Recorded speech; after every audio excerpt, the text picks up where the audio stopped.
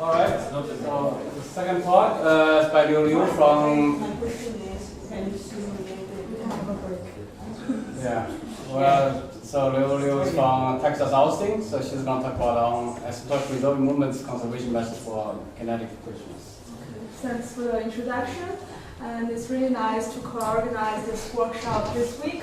And it's my first time in Bonn still, enjoying everything here. So I prepared my talk based on the 30-minute fashion, but I'll try to do slowly, and then maybe we'll have more time for the coffee break.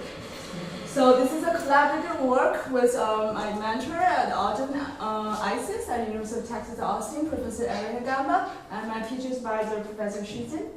The topic is on the AP moments conservation methods for a class of nonlinear kinetic equations. So here's the outline of my talk. First, I'll give some brief background, but I'm sure all of you are really familiar with the Boltzmann work for Fokker Landau I'm going to talk about today. And I will emphasize our main numerical goals and our strategy. So the method we will adopt is the so-called macro-macro decomposition method, and we'll emphasize how we realize the moments conservation numerically, and followed by some numerical examples and conclusions. So here's our main goals. I try to highlight several points. For the numerical moments conservation, so we know that for the Boltzmann equation, on the continuous level, we preserve the mass, momentum, and energy. And however, when you do it numerically, this kind of property breaks on a discretized level due to the when you discretize the collisional operator, you no longer propagates this kind of property. And there are some previous work by Professor Gamba and Takabashana, and what was also with Heck and Chenglong Zhang on both the Boltzmann and Fokker Landau, which they do an enforcement step to preserve the three moments. And we will compare our work with them, and which is a slightly different fashion. And for the macro-macro decomposition method we'll adopt today, first we want to point out that it has the advantage of designing the so-called AP scheme, and I'll introduce briefly what this means. And the idea is that we decompose our distribution function into a perturbated form around the Maxwellian plus a small epsilon time the perturbated form, and then we decompose into a coupled system of a micro and a macro part. And of course, there are many existing work on the macro-macro decomposition method. Our contribution is that we extend the previous work, made by Professor Liu and München on the BGK equation, and we extend the idea to adapt it to the full Boltzmann world for Fokker Landau equations. Okay, so that's the hope give you some big picture of what we're doing now. And so the connection between the above 2 points, or say our contribution, is that we try to see that we try to link the previous 2 points together, meaning that in the macro-macro decomposition framework, we want to realize the numerical moments conservation, which, because this method, method, will provide a platform which is really we can take advantage of, and which meaning that this formulation will naturally guarantees the preservation of the numerical moments exactly through our discretizing and solving the macroscopic system, which is naturally in a conservative form. So we will take advantage of that to realize the numerical moments conservation. And for the second part, we mentioned that we want to extend the previous work by Liu and München on the BGK to solve the full Boltzmann world of Fokker Landau. But however, there's little technical issues which we will overcome by utilizing the penalty method developed by Professor Huber and Shizin on the Boltzmann, and later on by Shizin and Bokai Yan on the Fokker Landau equations. And at the very last, we'll extend our idea of solving this macroscopic system to, in order to realize the numerical moments conservation, we'll extend this idea to design some schemes for the general collision system. And we'll take two examples like Vlasov ampere and Vlasov and Boltzmann as examples. So here's the whole picture. Any questions? Okay, so I'll give a brief introduction of the Boltzmann that many of you have given really beautiful introduction already. So my Boltzmann equation have a small scaling epsilon, which is the Knudsen number, and defined by the ratio of the unitary path with the characteristic length scale. And when epsilon is of order 1, we are in the kinetic region, and with really small, we are in the fluid region, which is the region that we are more interested in or more focusing on in our project. So the left-hand side is a transport equation of a distribution function on f, which depends on the time, velocity, and position. And the right-hand side, the q is a collision operator, which is a projected integral operator and modeling the interaction between different particles. And forgive me that I'm not doing multi-species in this talk, we're doing the single species. So the collision operator, we consider the elastic interactions, which preserves moments and energy before and after the collision. We are doing the single, with only one mass.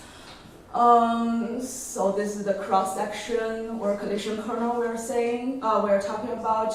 And in our numerical test, I will test many the Maxwell molecular models.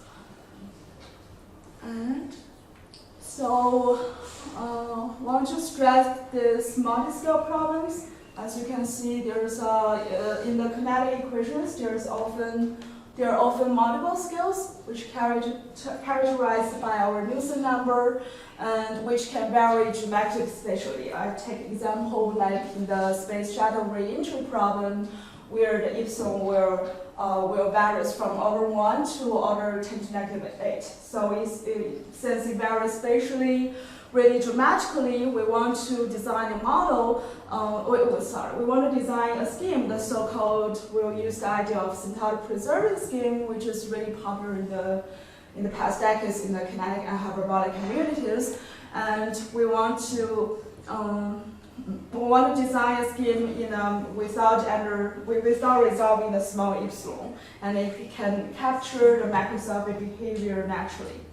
And alternatively, we compare it to the existing domain decomposition, which we don't need to bother ourselves to hybridize two different models and to find the interface zone work or matching or coupling with the interface.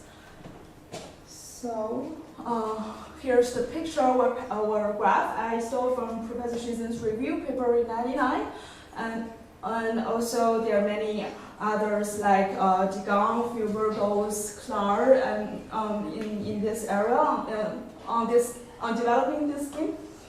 So what does it mean to be AP? Say in our case, we start with macroscopic model like F epsilon. So in our case, it's the Boltzmann equation with a small scaling. And as epsilon goes to 0, you will converge to the macroscopic model. In our case, say the compressible order where the Navier-Stokes to the second order. And the corresponding discretized scheme we denoted by F delta epsilon, where the delta is like the discretization step, like a space or time step. And the scheme, if we fix our delta and push this epsilon goes to 0, the convergence scheme, we call it F delta 0. If this is a good, consistent, stable scheme for our macroscopic order model, say F0, then we call this scheme to be AP. So in a nutshell, it preserved a discrete analogy of the asymptotic passage from the micro to the macroscopic models. So from F epsilon to F0, it preserves at a discretized level naturally without numerically resolving your small scale epsilon. So that's what it's saying. It automatically becomes a macroscopic solver for the limiting equation. Okay. So I will go through this really fast. We have seen many times the basic properties the collision operator. It conserves at a continuous level. It conserves the mass, momentum, and kinetic energy. And as I was saying, when you discretize this Q in the velocity space, you no longer have this property. That's why we want to do the moments conservation. And we have the H theorem, which and also for the M, we're using the capital M as the equilibrium state here. And with Q, with the collision operator equals to 0, means you're at an equilibrium state, which is given by this Maxwellian of an exponential function. And we have seen this a lot. And the Maxwellian depends on the macroscopic quantities, rho, u, and t, the density, velocity, and temperature determined by the moments of F in velocity. So, the fluid limit, the macroscopic model, just still the basic stuff. We're saying we denote this bracket by the velocity average of the distribution function F bracket, and we multiply this equation by mv. Sorry, where's my mv? It's here. It's the collision invariance, the vector, and then we close it by letting F be the Maxwellian. Since we epsilon goes to 0, F will reach the Maxwellian state, and you plug it in, you will reach the compressible order. Okay. So what is our numerical goals? This is mainly summarized in the review paper by Professor Shizin, which mainly focuses on the time discretization compared to the previous work of the AP framework. So the 2 points I want to point out is that first you have, say if you because of the small scaling 1 over epsilon, and if you do it explicitly, you suffer from the really expensive, you suffer from the strict CFL conditions, so you need to let your delta t to be really small, depends on epsilon, and we don't want that. So the number 1 rule is we want our we want an under-resolved type step that we want our implicit collision term to be solved explicitly. And second thing is we want to capture the macroscopic behavior without resolving your small epsilon. And so we will adopt a method of the macro-micro decomposition method. The advantage is that by using an MX temporary discretization, it naturally leads to an AP scheme, and you can capture the compressible Navier-Stokes naturally. So that's the motivation or our goal why we want to use this. Okay, so I'll briefly review or recall the previous work by Lamont and Motions on the macro-macro framework, and later on we'll point out the difference we have to deal with the linearized collision operator in our work. So after you will show up in the next slides. Maybe I can show this first. So first we decompose our distribution F as a perturbative form around the local Maxwellian M plus epsilon g, and then so this is the perturbative setting we will use, and the linear, and you plug it into the equation, and I've seen yesterday's talk by Professor Lauren. We have seen this like the operator, linearized operator show up like this, the 2 times Q and G. And then this linearized operator has the null space spanned by m, v, velocity time m, velocity v squared times m. And here are the orthogonal bases spanned by these 3 functions. And we denote this pi m as the orthogonal projection of, say, pi m phi means the orthogonal projection of phi onto the null space of this linearized operator. And here's the Hilbert space with the weight m to the -1. So what we do, we plug it into this ansatz into the equation and apply the operator density minus projection. Then the remainder term, you get the equation for G, which is labeled by 1. And the moment equation is reached by plugging this ansatz and then you take the velocity moments. So you have this equation, and then denote this flux, then you will reach the equation 2. So the key idea of macro is that given this ansatz, you plug it in and you derive the equation for G and derive the equation for the moments rho ut, which determines M, and then you couple and solve them together. So what's our new challenge? Because we want to extend the previous work on BGK, where you don't have this linearized part, but here we have this. We follow the same time discretization.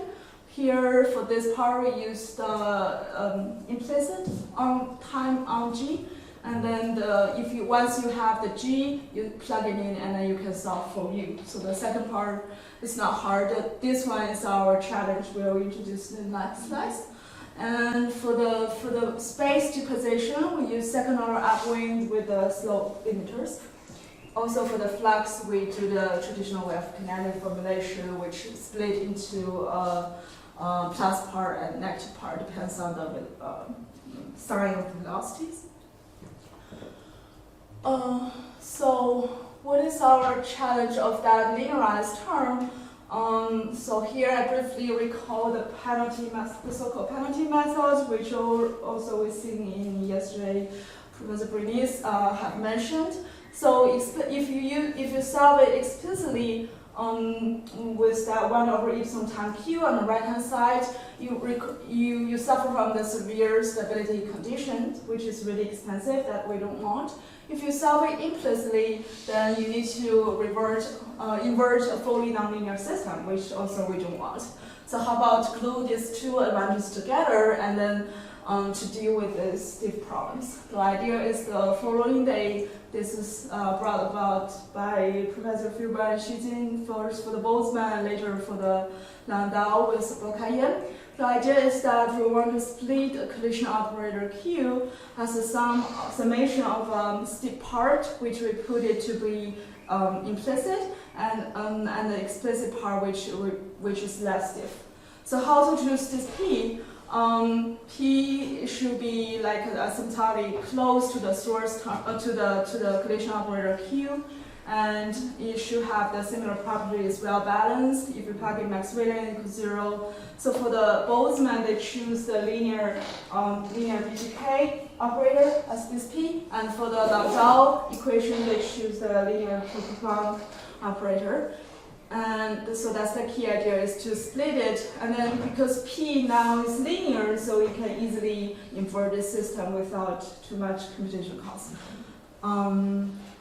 So that's how, but we are not there yet because my linearized operator, if you remember, you have two different arguments, right? You have 2 times Q and G, but their work, they have the same argument, then you can do this work. Like it's on the same F. So we do a simple trick by using the bilinear property of Q and using this equality relation. You rewrite this Q and G, the linearized operator, as a linear combination of 2 full collision operator with the same arguments, which is a really simple idea. But each of them, you can now use the penalty methods in the previous work. So this is what we are doing. Yes, and the next slide is the full details. Like say, take Boltzmann as an example. Use the linear BGK, and then for this term you plug in this whole thing as your F in the penalty work. And then you plug it in this part to be the less stiff, this part should be the stiff, and this is explicit and explicit. And then after some simple calculation, you will write this form, which can be implemented explicitly, because here are explicit and here is easy to solve it explicitly. Okay, and similarly for Landau, which we do numerically, but we omitted the details here. Okay, next point. No, not yet. The AP numerical scheme we want to show, this is basically follows the previous work at the first order of epsilon. It captures the order equation because your macroscopic equation of this equation, you drop this epsilon as epsilon goes to 0, you capture the first order order. And at the second level of, at the second order of epsilon, you will capture the Navier-Stokes, compressible Navier-Stokes equation. But here comes our second point, which is numerical moment conservation as one of the main goals at the very first slide. And this is not that surprising and not totally new because similar remarks has been mentioned in the previous paper by Professor Shizi and Bo-Kai-Yan, because when they're solving they're using the penalty method, they need to solve the macroscopic quantities by solving the moments equation. So the idea is somehow already there, but our contribution is to highlight here in the macro framework. So, like we also in the morning session, we have discussed on this, because this nice conservative form, if you say, let's see the macroscopic equation again, which over here, because of this divergence form, and naturally, if you use any conservative scheme of like final volume and then, sorry, this slice. Yeah, if you sum up all the I on the space index, you naturally got all this cancels. So it naturally got the three mass, momentum, and energy numerically conserved numerically conserved if you compute it from the macroscopic equations. So I make a remark. This is a little bit different fashion compared to the previous work by Professor Gamba group, which is they solve a Lagrange multiplier problem to enforce discrete conservation on the equation for f. But here we observe it in a slightly different way. So if you want the moments, you compute from the moments equation or the macroscopic equation in our MM framework, and then naturally you will get this U conserved. So we'll make some numerical comparison on getting the moments from this moments equation and getting the moments from the moments of f. So you'll see in the next slides. So here's a numerical test which is some initial data, rho, u, and t, and we consider a non-equilibrium double peak Gaussian.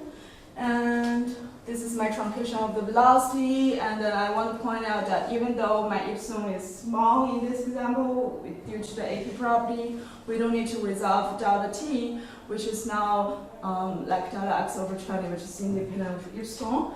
And we use for the discretization of the collision operator Q, we just use the fast spectrum method by Professor Parrister and Russo. And there are 32 points in the velocity discretization. So here's a plot that I compare the moments computed from, so ME stands for the moments computed from the macroscopic equation, that equation for U. And we have proved analytically, like in a single line, that it is conserved over time.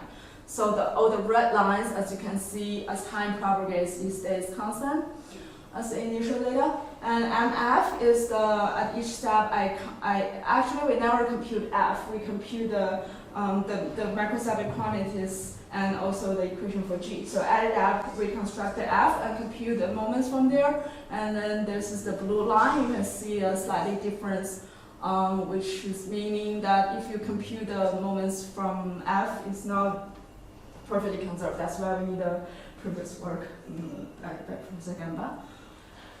And here are some numerical tests. I just test it with different epsilon in different regime and compare with the previous work by FJ means Fibernacci's work, penalty work. And also for the mixed regime that epsilon depends on x. So you can see there's a discontinuity in our, like a big discrepancy in x, in terms of x. So epsilon sometimes can be as large as order 1, sometimes can be near 0, and we want to test whether our scheme is AP. We can use a uniform independent time step. So here you can compare it with DS, meaning the direct solver. I solve it by really expensive delta T and then compare it. Also for the South shock tube test, and so here you put the initial condition is discontinuous, and we try to see whether these shocks can be captured well, and we compare with the previous methods. Also, my epsilon is small, we need the same delta T, which is independent of epsilon. Okay. So those are the numerical tests. We want to point out that first it is using the macro, which AP is capture the macroscopic behavior using an under-resolved time step. And second, it realized the numerical moments conservation. So we go a little bit further to see whether we can extend this idea of numerical moments conservation to some more general kinetic system. So we just do a simple extension. Consider this Vlasov Boltzmann system, this one, where you have the difference will be you have an electric field E, which is coupled with this Ampere equation, and so our idea for the numerics moments conservation is that we solve our equation for F for the distribution function and the moments equation, we evolve them simultaneously. So let's see whether it works here. We design a 3-step scheme. So first we update the F, the distribution function, by seeing the first equation, and we just simply use the penalty method. Say Q is the Boltzmann, so here you have a BGK operator, and then you can update my distribution F. And then second step, we use just first order time discretization. So I just use the forward order to update my electric field E. And then the third step is the key, is that we want to update the moments by acquiring the moments from the moments equation. So we need to first of all write analytically the moments system, and then to discretize it, there's a small trick, and which actually also similar thing has shown up in the work by Knudsen and the collaborators, etc. And then we see some connections here. So we also use the average between the previous time step and the current time step at E. So with this little trick, and then the other parts are just explicit. So with this, we write the moment system of rho U, and kinetic energy, and our goal is to preserve the total energy, so which consists of the kinetic energy plus the electric energy.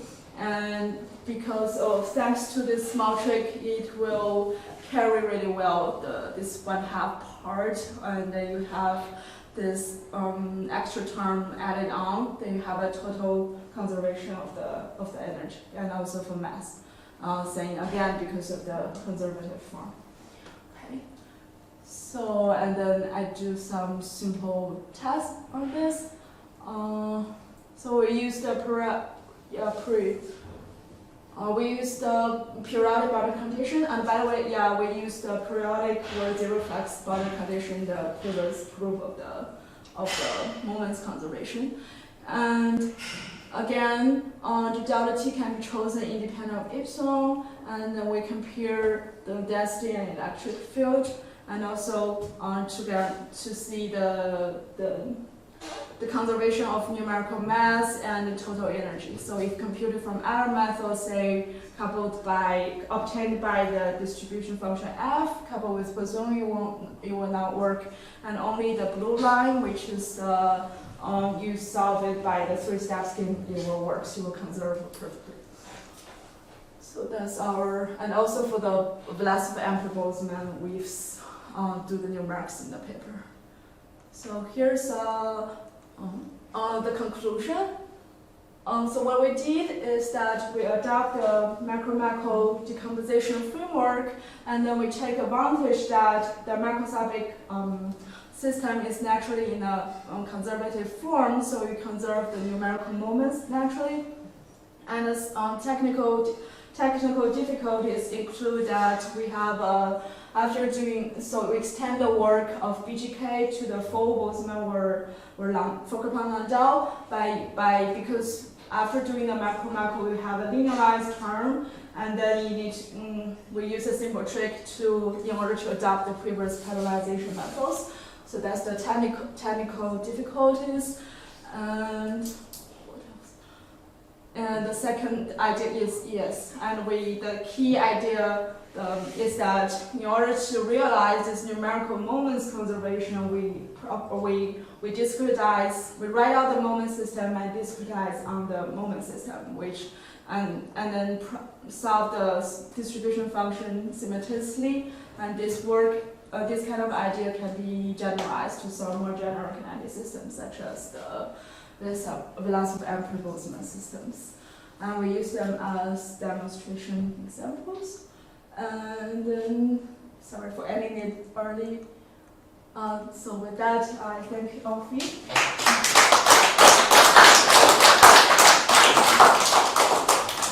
Questions? Yeah, question? Okay. This is really nice, and also the general way you do it.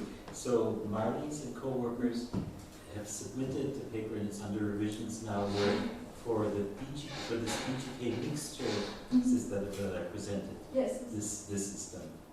So we should compare notes. Oh, cool. Oh, cool. Yeah, sure. I will include it. Yes.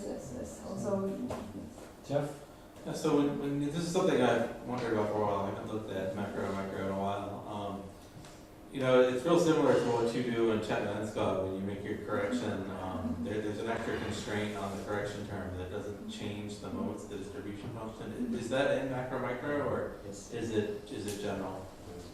In general, I think that's simply what we're doing. Like because that macroscopic system with the actual term on G is like the divergence form, and then you have the moments conservation regardless of the G term.